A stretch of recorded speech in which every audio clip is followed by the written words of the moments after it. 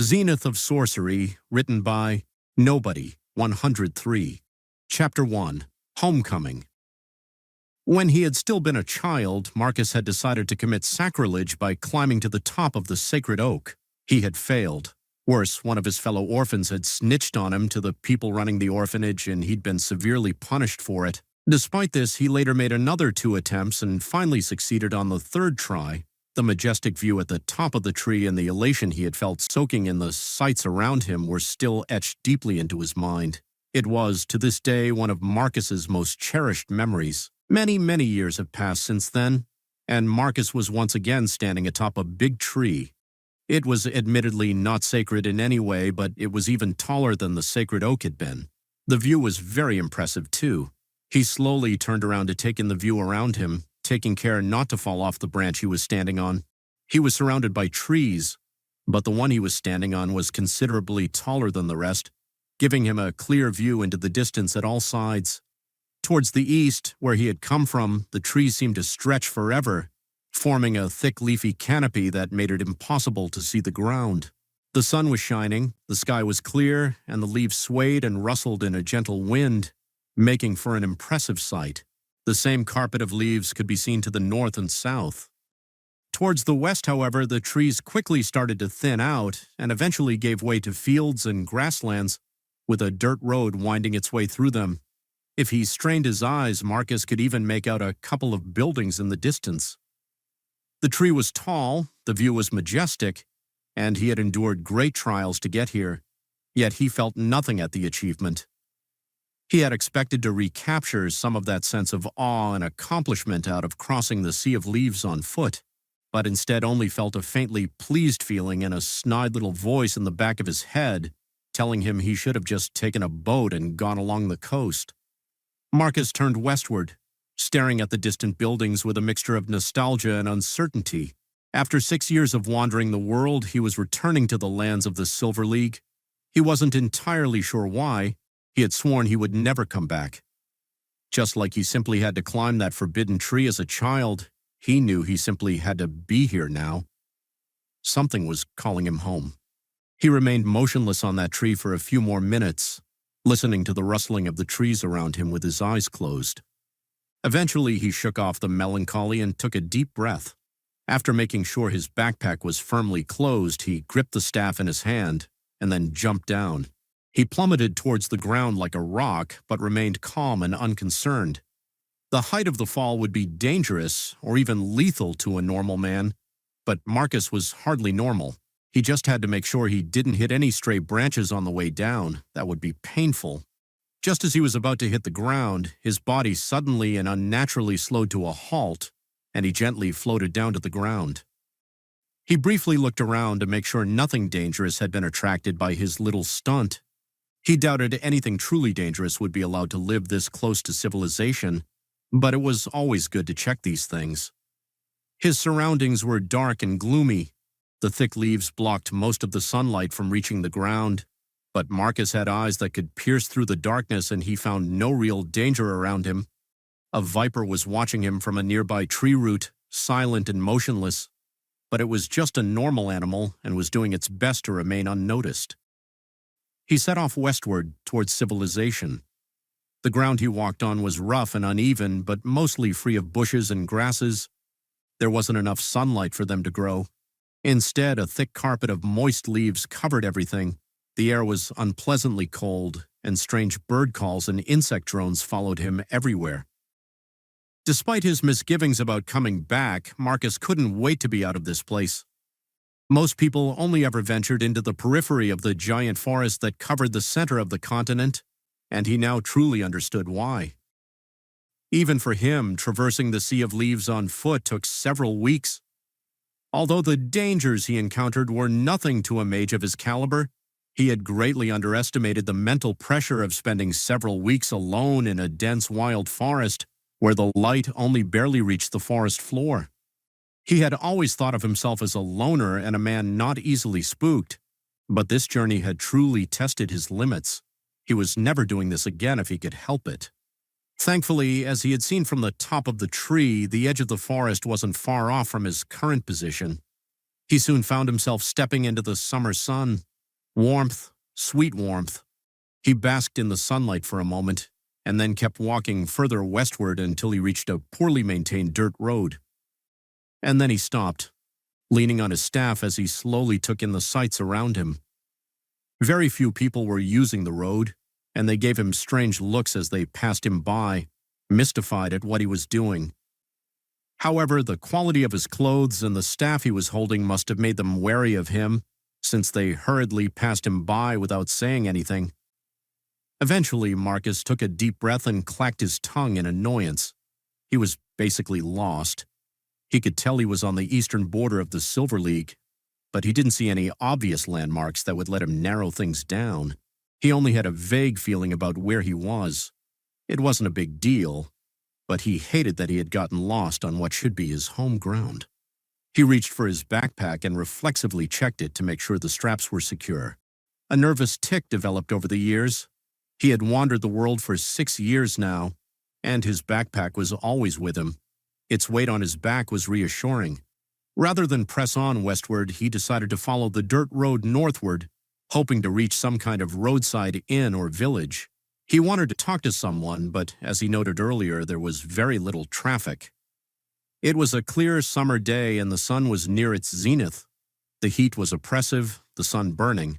Marcus didn't mind, as it was a nice change of pace from the shadowy forest he had just left, and his clothes were enchanted to give him a measure of comfort at all times.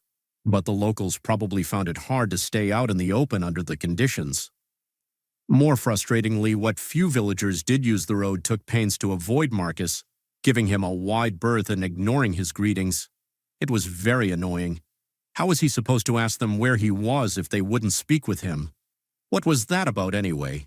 He rubbed his chin experimentally. Yup, still clean-shaven. A quick sniff told him he didn't stink either. He couldn't look that bad, could he? Then again, he had spent several weeks in the wild. Convenience magic can only go so far. He stopped walking and focused inward for a moment, reaching deep into the well of power inside of him, and grasped at one of the spells he was attuned to. With a casual wave of his hand, a thin rectangular mirror materialized in the air in front of him. The reflection that stared back at him was familiar. Marcus looked the same as he'd always did, a tall, physically fit man with short brown hair, dressed in fine silk clothes and carrying a metal-capped staff. Perhaps he was a little biased, but he thought he looked pretty good. Very handsome. Very obviously a mage, too. Was that the problem? He dismissed the spell, letting the mirror shatter into hundreds of triangular pieces that soon faded away, and then tapped his fingers rhythmically against his staff. Strange. While mundane people had a healthy level of fear towards mages and other adepts, it was usually not to this extent. Had something happened in the 6 years he had been away? He eventually shook his head and continued walking. There was no point in guessing. He would get his answers when he eventually reached a town or an inn by the road. There was always someone willing to talk if there were plenty of people and alcohol present, and what he wanted to know was common knowledge. After a while, he spotted a pond in the distance. It was the first notable feature he encountered in a while, so he felt drawn towards it. He didn't even have to go far off the path to reach it. The pond was close to the main road, and there was a small dirt path forking from it to enable easier access to it. It was probably used by the locals to water their animals when they passed by. A few trees grew on its banks, including a particularly tall and impressive oak. Marcus approached the pond. It seemed like a nice place, peaceful and somewhat secluded. He dropped his backpack at the foot of the big oak, stretched his shoulders a few times, and glanced at the water. Most of the pond's surface was covered in duckweed and water lilies. It looked pretty, but stagnant water like this wasn't suitable for drinking without boiling it first, and he didn't feel like doing that right now. Instead, he turned towards the large oak growing on the edge of the pond and hummed appreciatively. It was an impressive tree, strong and vibrant. The leafy canopy blunted a lot of the summer sun, but still let a fair amount of light and warmth reach the grass beneath it. Marcus was really tempted to sit down and rest here for a while. It had been a long journey, and this was as good a place as any to take a nap. There was something about sleeping at the base of the tree that appealed to his base nature. He liked trees. His magic was based on them, after all. He placed his hand on the trunk of the oak, feeling the coolness of the bark on his palm. Before Marcus could cry out or even blink, the oak tree rushed at him and swallowed him whole. His mind was vast like an ocean and churning with tempestuous thoughts. It hurtled through an even vaster void, stars spiraling all around him, a dizzying array of sights vying for his attention. A disk of multicolored gas was orbiting a blue sun. Two spheres, one green and one red, were circling around each other at high speeds, inching ever closer to a collision. A titanic chunk of ice floated soundlessly in the void, its surface dotted with black towers of clearly artificial construction. A swarm of glowing jellyfish navigated through a field of gray rocks arranged into a diffuse sphere. Each sight entered his range of perception only for a fraction of a second before disappearing behind him as he rushed towards an unknown destination. He didn't currently perceive his surroundings with his own familiar senses, he realized. His consciousness spread out like a cloud around him, like a million eyes pointed in all directions, letting him see everything around him simultaneously and feeding him a multitude of sensations he did not understand. Though the places he was speeding past were distant and visible only for a moment, his new perception captured impressions from them in an instant and kept doing so over and over without fail. It was wondrous and exhilarating, but his mind wasn't built to handle this. It quaked under the strain, his thoughts growing more muddy and fractured with every passing moment. He felt that if this continued, his mind would soon irreparably shatter, its pieces scattering across the frightening void he was traversing. As suddenly as it began, his journey ended. He came to a screeching halt in the orbit of a planet. It was green, blue, and white, a world full of life and civilization. If he still had a body, the sight would have taken his breath away. It was one thing to know in a scholarly sense that he lived on a sphere of rock and water orbiting a sun, and an entirely different matter to see it. For a moment, he simply soaked up the majesty of the world around him, the strain of his godlike perception forgotten, but very quickly everything began to change. The world below him shifted in some strange way. His new senses went berserk, sending him wave after wave of sensations that he was at complete loss to interpret. His mind, already straining under the weight of his new perception, started to unravel under the pressure. Instinctively, he tried to recoil from the scene, his spirit yearning to return to his true body, but some alien force wrenched him back, forced him to look. No words were exchanged, but he knew this was non-negotiable. He had to stay, he had to see, even if he ended up losing his mind in the process. As he struggled to keep himself awake and whole, the planet in front of him became dimmer and smaller, lesser in some way. Visually it was fine, but he could tell somehow that the world in front of him had lost some crucial part of itself and was now collapsing and fading away, a hollow shell of its former glory. Soon the planet began to visibly deteriorate as well.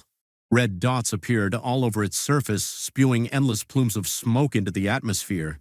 The clouds became thicker and darker, and the continents covered in a growing network of black lines. Vast stretches of land began to break off from the planet, ignoring the force of gravity and floating away into the void. They looked tiny from his vantage point, but they must have been truly massive in reality, the size of entire countries. The world was falling apart. He thought it would have been a slow, agonizing death, as the planet gradually scattered into the void, but the final end was as sudden and unexpected as everything else in this strange scene he was experiencing. Some critical limit seemed to have been reached, and the whole thing just imploded upon itself. The geometry of it was mind-bending and incomprehensible, but everything in the vicinity just folded in unto itself and disappeared, leaving nothing but a pitch-black wound in the fabric of the universe, devoid of any stars and matter. Accompanying this collapse, another wave of incomprehensible information hit his tortured mind, sending him into mental convulsions. Mercifully, whatever alien force was keeping him here seemed to have shown him what he needed to see, because he felt it loosen its grip on his mind. He immediately blacked out. When Marcus woke up, he had a raging headache, and he was no longer next to that pond and its oak tree. The floor beneath him was smooth and hard, nothing like the grass and soil next to the tree. He tried to open his eyes but found it exceedingly painful and instead settled for rubbing his face with his hand as he tried to figure out where he was. He eventually realized he was lying on his back on some wooden planks and that everything seemed to be vibrating slightly. Or were the vibrations just his headache playing tricks on him? No, wait, this sound was familiar. He was in the back of a horse-drawn wagon, wasn't he? "You're awake," an unfamiliar voice stated. "I was starting to get worried." Forcing himself to open his eyes despite the pain, Marcus found his backpack and staff lying beside him, something that immediately set him more at ease. He sat up, fighting the urge to vomit at the sudden movement. He was indeed riding on a wagon, just like he suspected, though it was drawn by oxen and not horses. Aside from him and his belongings, the wagon was mostly empty. A pair of small wooden crates and some cloth bundles was the only cargo carried by the wagon. There were two people sitting at the front of the vehicle, a clean-shaven middle-aged man and a teenage boy. Both were looking at him, watching for his reaction. "I'm awake, yes," Marcus said, taking a deep breath. "I apologize for any inconvenience I may have caused you. How did I end up here, if I may ask?" The middle-aged man laughed in a friendly manner. "I am Pelast from Sicarus, and this is my son Elid. We found you passed out by the pond when we stopped to water our oxen." He gestured towards the two animals pulling the wagon. "I couldn't just leave you at the mercy of the elements and wild beasts like that, so we carried you to our wagon. I am not a physician or a healer, and I couldn't really help you recover, but I figured you were safer with us than you were by that pond. I hope we have not offended you through our actions." No, I am humbled by your kindness," Marcus said politely. Nothing would have happened to him, but they couldn't have known that. Their reasoning was sound. "I am Marcus King, a mage of the Great Sea Academy. Thank you for helping me in my time of need." The teenager, Elid, visibly became more interested in him, his eyes lighting up at his introduction. "Great Sea Academy?" Pellas said slowly. "That is quite far from here. What brings you this far east?" "I just returned from the eastern lands, all the way on the other side of the world," Marcus casually explained. "I'm really just passing through. While we're on the topic, where are we exactly?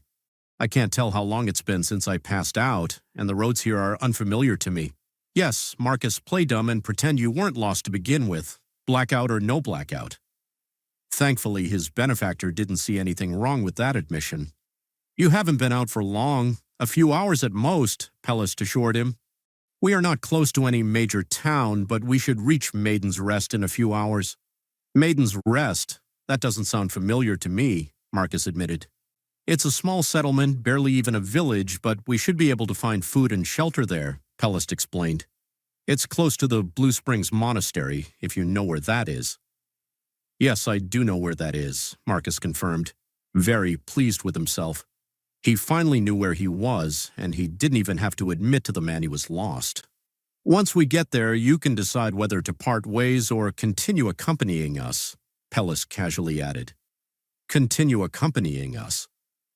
Marcus gave Pellas a scrutinizing look. Now wasn't that interesting? He could pass over them picking him up after finding him unconscious as simple kindness, but this was something else. Pellas clearly wanted him to continue traveling with them for some reason. There is safety in numbers, sir," Pellas said, coughing into his fist uncomfortably. He had clearly noticed Marcus's scrutinizing gaze on him, especially in turbulent times like these. "Turbulent times?" Marcus asked. "You don't know?" Pellas asked, surprised. "Oh, you did say you've just returned from the eastern lands. Of course you don't know. Such journeys take years to complete. Do you know about the First Academy War?" "First Academy War?" Marcus asked, frowning. "I know about the Academy War. I departed the lands of the Silver League not long after it ended." In fact, he had played a crucial role in ending that conflict. It was one of his proudest achievements. Hard to forget something like that. "That was the First Academy War," Pellas said, nodding. "There was a second one, which ended just recently, mere months before our meeting, in fact." But Veldoran is dead, Marcus protested.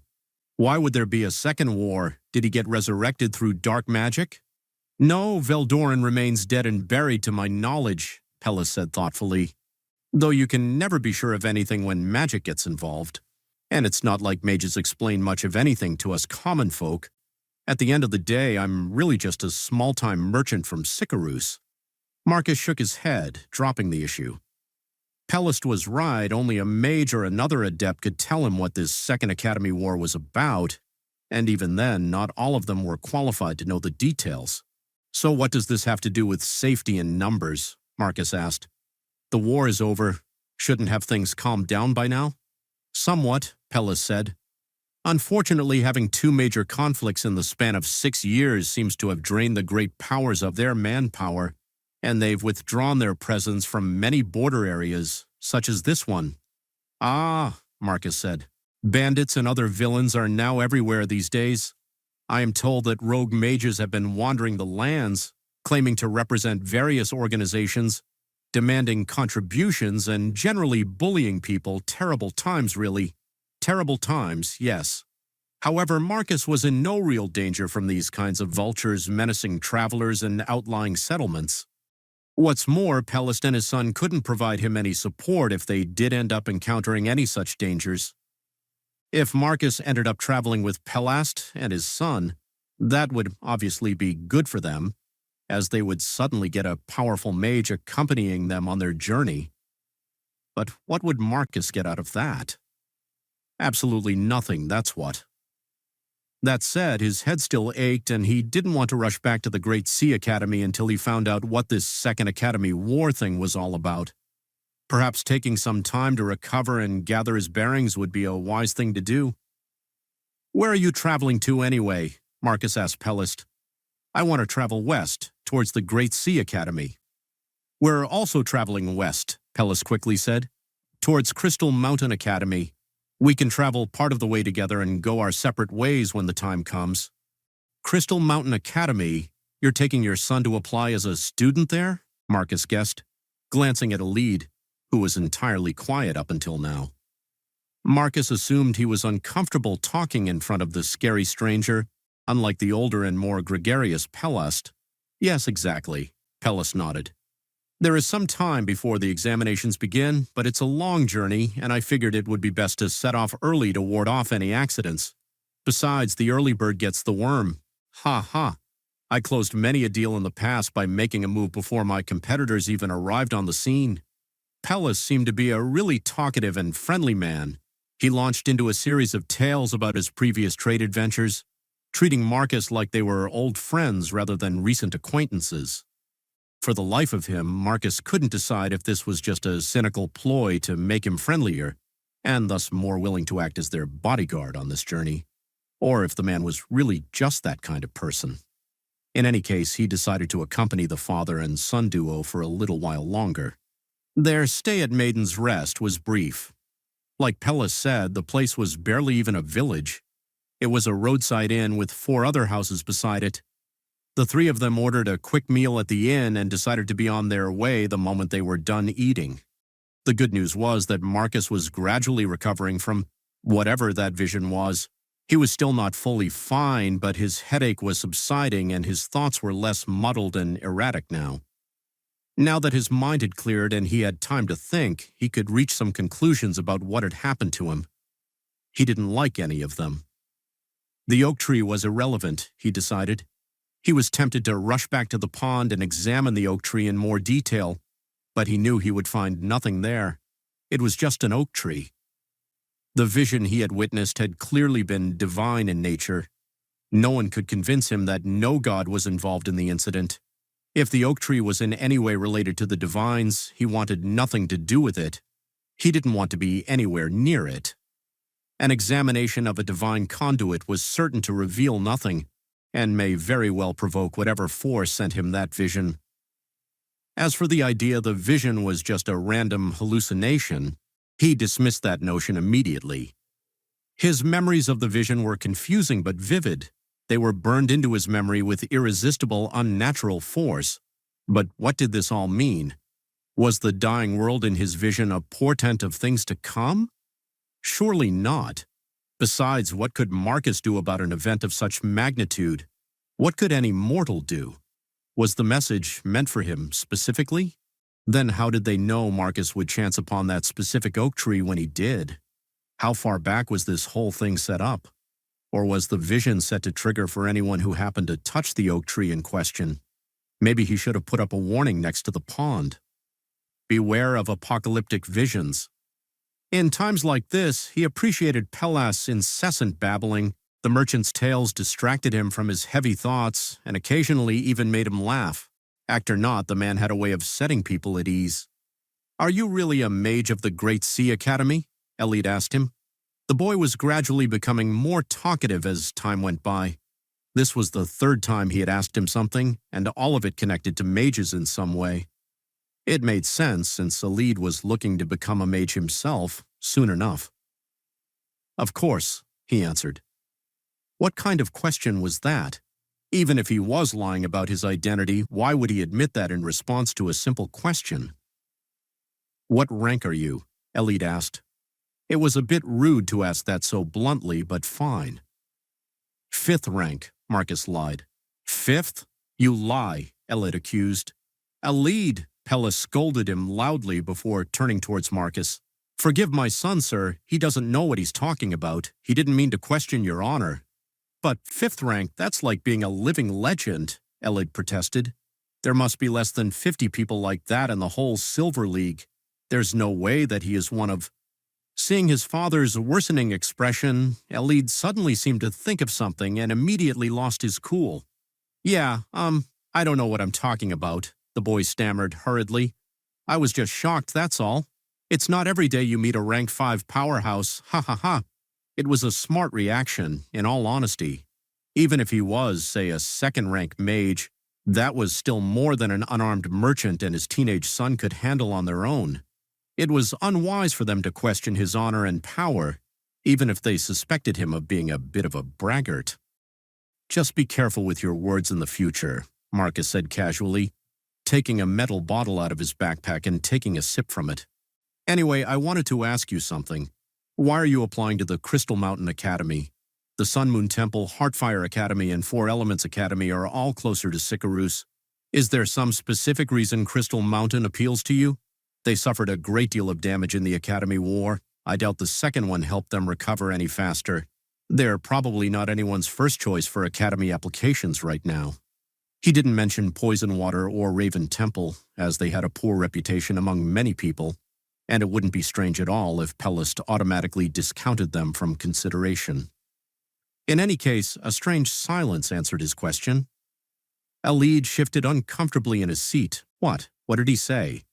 Were they still bothered by his claim of being a fifth-rank mage? "Oh, I get it. It's because Crystal Mountain is in such bad shape that you want to go there," Marcus mused out loud. "I guess you already paid someone to do tests on Elide already. Bad results, huh?" "I didn't do badly at all," Elide protested. "It's just, I didn't have anything special going for me. I have no special affinity to any of the elements, no dormant bloodline, no wild talent, no nothing. Those jerks from Heartfire only care about special people. I could resonate with several foundation techniques, but it didn't matter. Only average, they said." Elide sounded really aggrieved at the situation, but Marcus understood why the Heartfire representatives acted as they did. Heartfire Academy was arguably the most powerful and prestigious academy in the entire Silver League. Only the Great Sea Academy could claim to be their rival. Even if Elide had what it took to become a mage, what did that mean to Heartfire? They had an endless stream of talents knocking on their door, begging to be admitted into such a prestigious organization.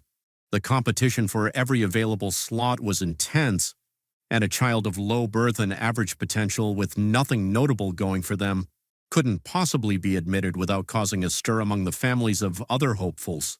In fact, this was true for pretty much all great academies, not just the Heartfire Academy. Without something to make him stand out from the crowd of other hopefuls, Elide would be immediately turned away from all of them. "Fer and Davel are my personal friends, and they conducted your examination as a personal favor to me," Pellas told Elide. They did not even charge anything for it. They don't deserve you bad-mouthing them like this." Elid did not say anything to that, folding his hands over his chest in obvious discontent. He was clearly still bitter about the outcome. Pellis sighed. "In any case, you hit the nail right on the head, sir.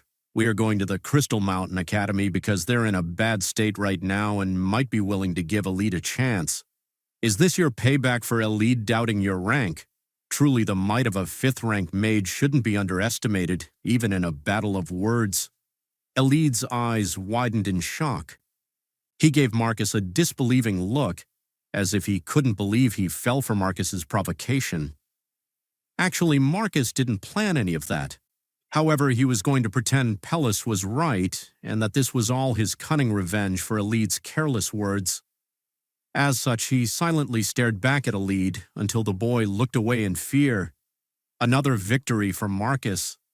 Before the conversation could continue, they were interrupted by an unholy racket coming from a black cloud up ahead. A huge flock of birds of all sorts was making their way towards them, cawing, chirping, screaming, and otherwise making as much noise as possible. "What is that about?" Pellis wondered out loud. He didn't sound too concerned. Birds could be pretty weird sometimes. "No idea," Marcus admitted. Although he spent a lot of time camping in the wilderness, he would never describe himself as an animal expert. The flock soon flew over them, heading in the opposite direction to where they were going. The three of them thought nothing of it, regarding it as a mere curiosity, until they saw a herd of deer running in the same direction, followed by a pack of wolves running next to them, completely disinterested in the deer. Even the oxen pulling the cart were getting unruly all of a sudden, as if wanting to turn around and run in the opposite direction. Something was wrong. "Stop the wagon," Marcus ordered. "I was just about to turn around," Pellis said.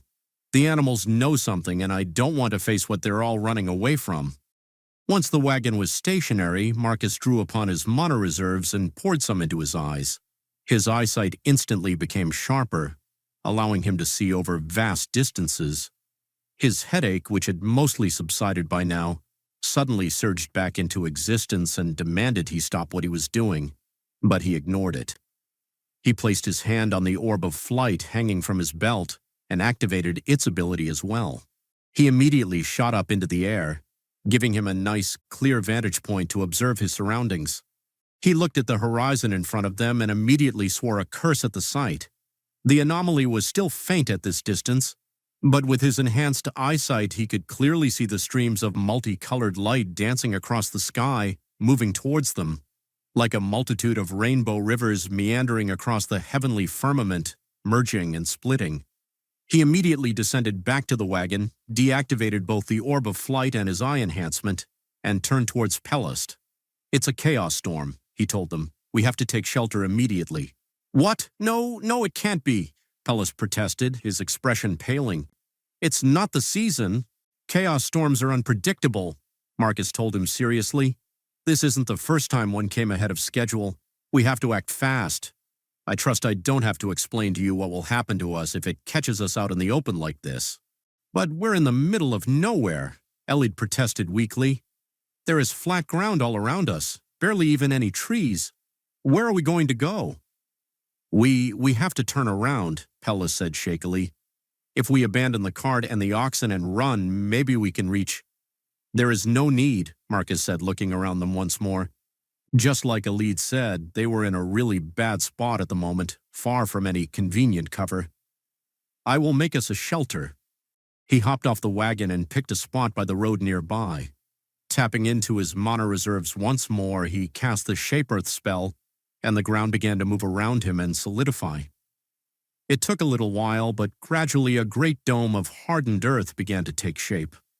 By the time he was finished, the streams of rainbow energy had already started to approach their position and the oxen were panicking. "Done, bring the oxen and anything corruptible into the dome, quickly," Marcus ordered. Pellis and Elid did not argue with him. Actually, they seemed to have already unloaded everything from the wagon while he was shaping the earth, and were ready to bolt in with their belongings the moment he gave them permission to do so. In but a few moments, everything living or edible was brought inside. Marcus had just about sealed away the entrance when a fox suddenly bolted inside, making a dash straight past Marcus to make it into the safety of the artificial cave. It ignored Elid's shout of surprise and promptly hid itself in the back of the dome, behind the two frightened oxen shivering on the floor. Marcus decided to ignore it. It would be pointless cruelty to throw it back into the chaos storm outside, and he somewhat admired its boldness. A tense silence descended on the scene. Although it was named Chaos Storm, the phenomena wasn't overtly violent. There were no rain or heavy winds, usually just a curtain of vivid colors flowing across the landscape, accompanied by weird tinkling sounds, like 1,000 unearthly chimes swaying in invisible wind. Plants fared a lot better than animals, which was fortunate. Marcus had no doubt that all life on the planet would have perished by now if the chaos storms affected the plants the same way they did people and animals. Most plants couldn't move after all, let alone take shelter when they sensed a storm approaching. You really are a mage," Elid eventually said, breaking the heavy atmosphere. Marcus laughed at the inane observation. Pella simply sighed at the scene, not even bothering to scold his son like he probably wanted to. This sudden disaster had clearly left him emotionally drained for the moment. Marcus glanced at the oxen at the back of the dome. He'd been worried that they might go berserk from the storm, but they seemed pretty docile at the moment, content to huddle together and wait.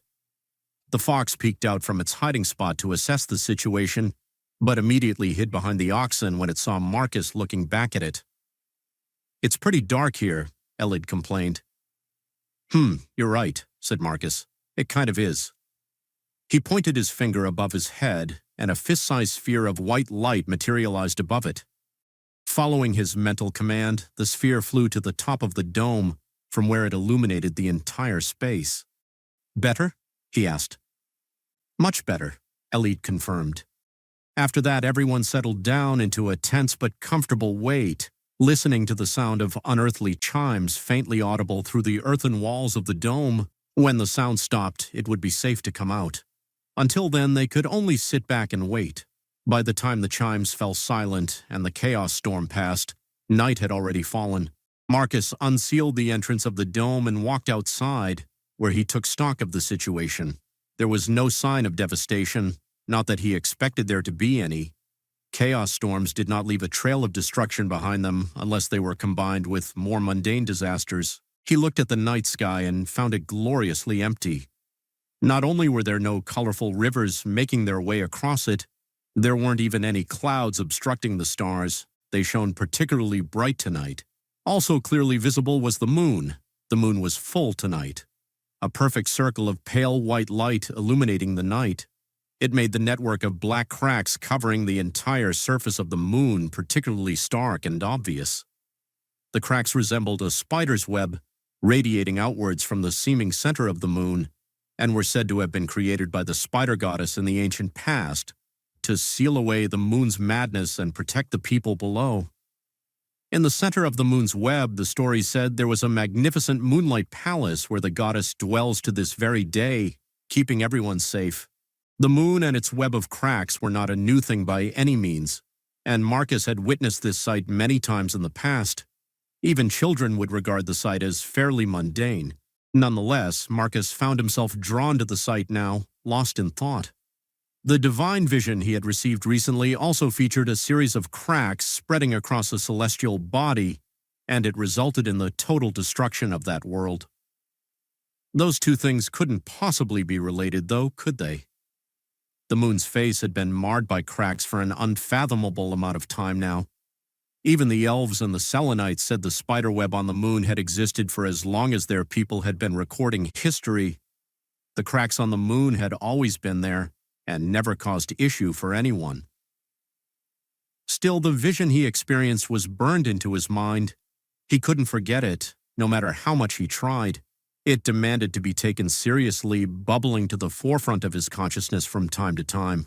So he kept staring at the moon, trying to glimpse some kind of clue on its scarred surface. "I shudder to think what would become of us if you hadn't been there with us," said Pellist, approaching him from behind. "We would have had to abandon our wagon and all our belongings, and who knows whether we would have reached shelter in time or not. Our meeting was clearly ordained by fate. The Pale Lady is watching over us." I will build her a shrine when I return home and pray to her every day for a whole year for this mercy." He gazed at the moon reverently for a moment before bowing his head, closing his eyes, and clasping his hands in front of him in silent prayer. Marcus frowned slightly. Although he found his reaction a little overdramatic, it was kind of true that their meeting was a result of divine intervention. If he hadn't been stricken with that vision, he would have never lost consciousness, and thus wouldn't have ended up being taken by Pellis' wagon to recover. However, was Telenath really the one responsible for this? She was the goddess of the moon and fate, and patron to magic workers, so it made sense for Pellis to attribute his luck to her. However, Marcus had received his vision through an oak tree, and they were associated with Perun. Perun was also the god Marcus prayed to most often. However, sending visions was something Telenath was more likely to do than Perun. After a few more moments of indecision, Marcus decided to give a brief prayer to both of them. They were both a part of the illuminated pantheon, so there should be no harm in honoring both of them, and this way he didn't risk offending either. His prayers done, he turned to his left. There he found the fox from earlier staring at him. "What is it?" he asked it. Pellis gave him a strange look. "Thank you for letting me stay in your cave while the storm lasted," the fox said, speaking in a very natural, human-like voice. "I don't have anything to give you, but if fate wills it, and you need my help in the future, I will remember this kindness." "You're welcome," Marcus said, unsurprised that it was intelligent and could talk. He had suspected as much from the beginning. "Next time be polite and properly introduce yourself, instead of skulking around like a thief." The fox's snout twisted into what was unmistakably a grin. Then, without another word, it bolted away and disappeared into the night. "Did that fox really talk just now?" Pellis asked in disbelief. "Yes, it's just an awakened animal," Marcus told him. "It's not a big deal. They're rare, but not too rare." "First time I ever saw one," Pellis countered. "Maybe, or maybe you've seen more of them in the past, but mistook them for mundane animals because they didn't deign to talk to you," Marcus said. Maybe," Pellis conceded. "What a strange day. I think I will just retire for the night now." "I guess I should do the same," Marcus said, suddenly aware that he was not exactly in great shape. His headache had never fully subsided, and he even felt physically tired. He didn't know why a forced vision would induce physical exhaustion in someone, but there was no denying reality. "I don't like sleeping out in the open like this, though," Pellis said, clacking his tongue. "What if something or someone attacks us in our sleep? The two of us should alternate between sleeping and keeping watch." "What about me?" said Elide, approaching them. "I can watch over the campsite while you sleep. I don't feel tired at all." "Son, you are my pride and joy, but I don't trust you with this at all," Pellis said. "How many times have you said this to me in the past, only for me to wake up in the morning and find you snoring beside me? Given how strange this day has been, I dare not take chances." "It was just once or twice," Elide mumbled, embarrassed. "Honestly, there is no need for any of us to stay awake, in my opinion," Marcus said. "If anyone tries to hurt us, Chompy will defend us." "Chompy?" Elide asked curiously. "Who is that? Another talking animal?" Pellis guessed. "No, it's my summoned earth elemental," Marcus told them. "He has been trailing us below ground all this time, ready to defend me if I encountered any danger.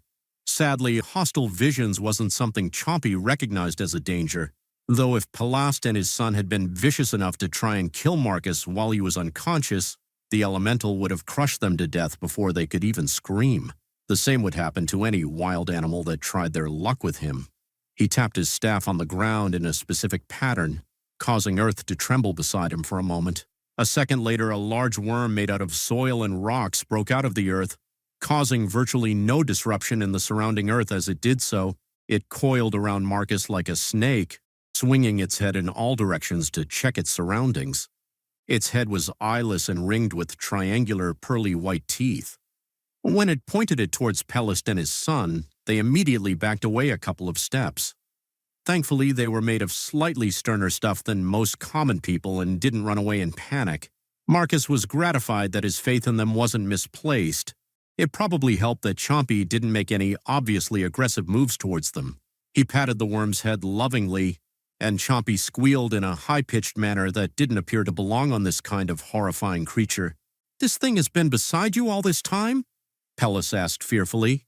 "Yes," Marcus confirmed. "Earth elementals can glide effortlessly through the earth, so it was no trouble for him to follow me around as we moved. Admittedly, he's not that strong, but he can ward off wild animals and other simple threats. Even if we get attacked by something he can't handle on his own, he'll raise a lot of noise and wake us up. Best of all, he doesn't need to sleep. He can watch over us during the night easily."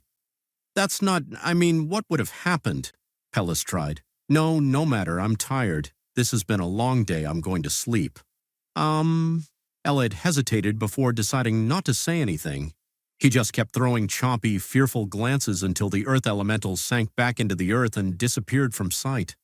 Uncaring about their mental anguish, Marcus retrieved a blanket from his backpack and quickly set himself a makeshift bed with practiced ease. He had been sleeping in the wild for several weeks now, so this was perfectly ordinary for him. He fell into deep sleep almost immediately after lying down.